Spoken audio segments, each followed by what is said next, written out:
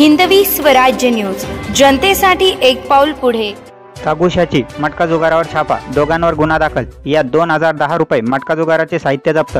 परभणी येथील स्थानिक गुन्हे शाखेच्या पथकाने मंगळवारी राणीगंज सावरगाव येथील एका ढाब्याजवळ मटका जुगार चालवणाऱ्यांवर छापा मारला।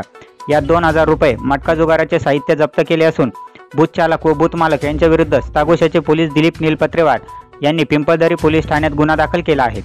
परभणीचे पोलीस अधीक्षक यांच्या आदेशाने व तागुशाचे पोलीस निरीक्षक गोरबांड यांच्या मार्गदर्शनाखाली तागुशाचे पथक खासगी वाहनाने राणी सावरगाव बस स्टॉपजवळ आले।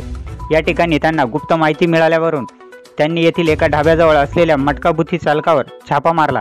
यावेळी मटका जुगार खेळणारे पळून जाण्यात यशस्वी झाले। पोलिसांनी मटका चालवणाऱ्या इसमाची झडती घेतली। यावेळी त्यांना कोऱ्या कागदावर कल्याण नावाचा मटका पैसा लावून खेळवला जात असल्याचे आकडे लिहिलेल्या चिठ्ठ्या आढळून आल्या। तसेच 2010 रुपये रोख व जुगाराचे साहित्य जप्त केले असून सदरील जुगाराचे साहित्य तपासकामी जप्त केले। तागुशाचे पोलीस दिलीप नीलपत्रेवार यांनी दिलेल्या तक्रारीवरून मोहन हाके, भगवान हाके यांच्या विरुद्ध पिंपळदरी पोलीस ठाण्यात जुगार प्रतिबंधक कायद्यान्वये गुन्हा दाखल केला आहे। Bureau report, Hindavi Swarajya news, Parbhani.